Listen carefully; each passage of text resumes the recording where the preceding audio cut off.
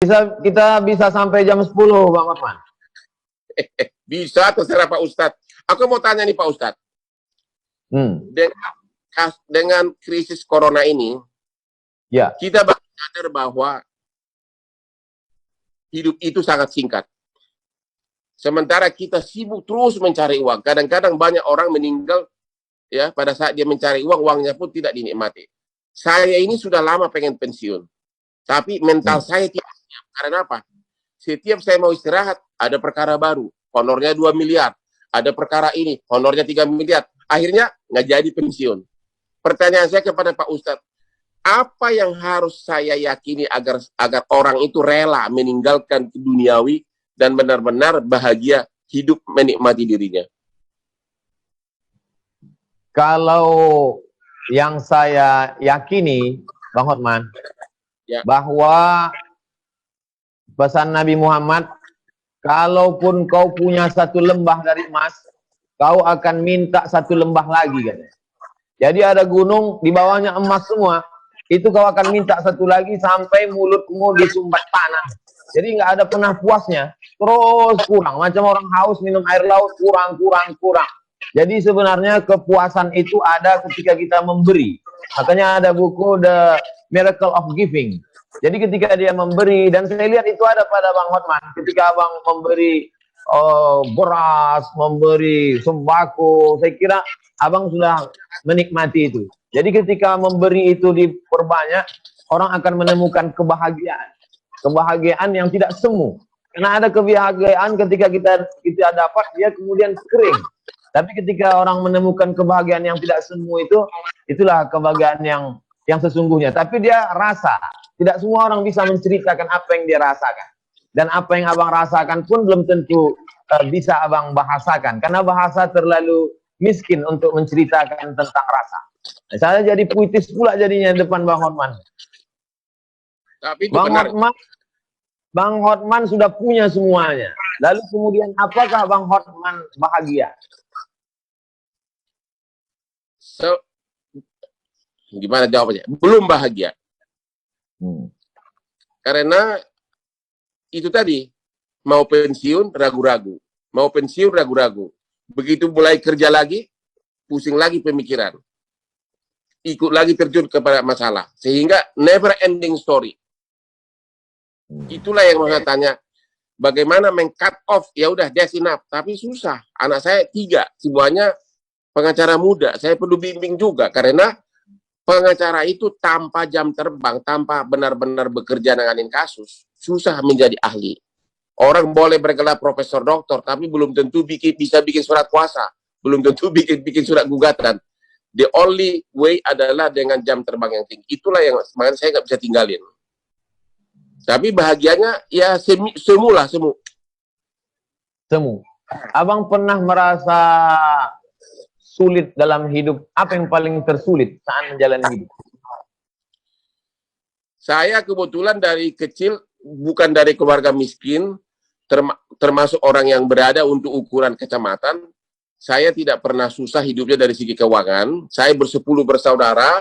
6 orang sarjana murni orang tua yang salah sekolahkan ke Unpar Parahyangan.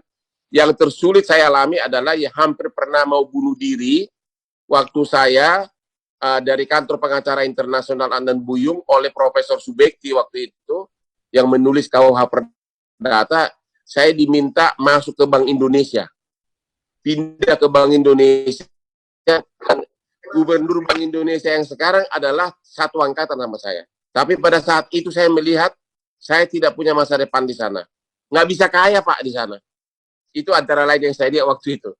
Kedua, saya sarjana hukum. Disuruh belajar hitung dagang. Disuruh belajar neraca. Memang namanya bank kan. Disitulah saya menjadi pesimis. Karena terus-terusan stres hari demi hari. Akhirnya hampir waktu itu minum baygon. Tapi saat saya mau minum baygon, tiba-tiba saya mendengar tukang beca di depan rumah yang sedang bermain gaplek bisa ketawa-ketawa. Di situ saya sadar, tukang beca bisa ketawa-ketawa, sedangkan saya pegawai Bank Indonesia sarjana hukum tidak mau bunuh diri. Sejak itulah tekad bahwa I have to do it. Saya harus pilih pekerjaan yang saya suka, and I will do it the maximum way, dan berhasil. Di tengah keberhasilan Abang melewati masa-masa sulit segala macam, apa yang belum tercapai? Yang belum sebenarnya, pertama, saya tidak pernah tertarik jadi pegawai negeri, tidak pernah tertarik jadi DPR, tidak pernah tertarik jadi menteri. Jadi sebenarnya saya sudah hampir tercapai semuanya. Sekarang yang belum tercapai adalah bagaimana 3 anak saya jadi pengacara benar-benar berkualitas. Yang kedua, agar saya bisa pindah ke Bali dengan tenang, bisa tiap jalan pagi melihat berbagai pemandangan, wanita cantik sambil olahraga, ya kayak begitulah, mau hidup tenang di Bali. Hanya itu tujuan saya terakhir. Tidak mau jadi pejabat dan tidak tertarik.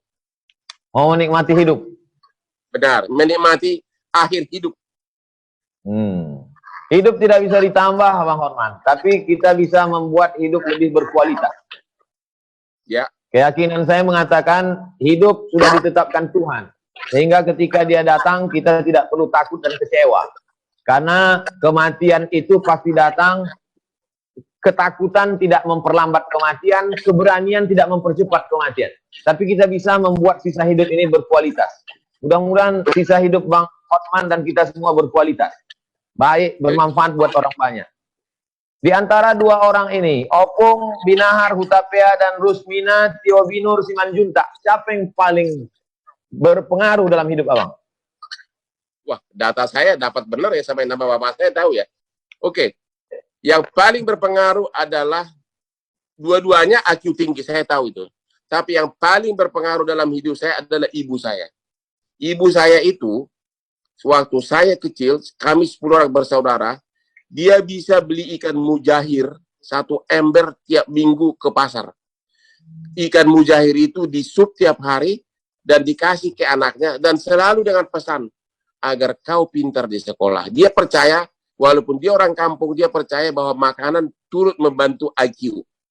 Dia bisa sogok saya agar makan daun pepaya, makan telur. Jadi benar-benar ibu saya adalah yang paling berkesan dalam hidup saya. Cuma pada saat ada satu hal yang paling saya sesalkan, yaitu sesudah saya sukses, saya sering keluar negeri ditemani oleh ibu saya untuk check up ke rumah sakit. Sementara dianya saya tidak pernah check up karena tidak pernah mengeluh. Namanya juga ibu dari kampung kan, spirit fight-nya kuat. Ya. Padahal dia sudah menderita darah tinggi. Padahal darah tinggi kan sebenarnya gampang diobatin. Akhirnya apa? Tiba-tiba jatuh di kamar mandi, pecah pembuluh darah. Itulah penyesalan yang saya tidak bisa maafkan diriku. Dia bisa berjam-jam temanin saya di rumah sakit di Mount Elizabeth di Australia untuk check up diriku di rumah sakit. Sementara dianya tidak pernah saya check up. Itu aja penyesalannya, Pak Ustadz. Ini sudah mendekati jam 10, Bang Hotman. Saya takut kalau lewat nanti dihitung per detik. Jadi Pak Ustadz, ada di ujung penghujung acara ini ada syair yang mau saya bacakan. Ya. Saya mau lantunkan tapi takut suara saya putus-putus. Jadi saya bacakan aja. Ya. Molo adung nasalah manang na urang bani haki. Saya anju mau. Mana tahu selama acara ini ada kata-kata tidak berkenan, cara menjawabnya tidak hormat, tidak sopan. Mudah-mudahan kita tidak tersinggung dan tidak merusak perasaan. Jawaban saya sama dengan bahasa Batak lagi, dang adong nasala. Dang adong nasala, dak pola perlu anjuan, karena tidak ada yang salah, tidak ada yang perlu dimaafkan gitu loh. Itu artinya itu.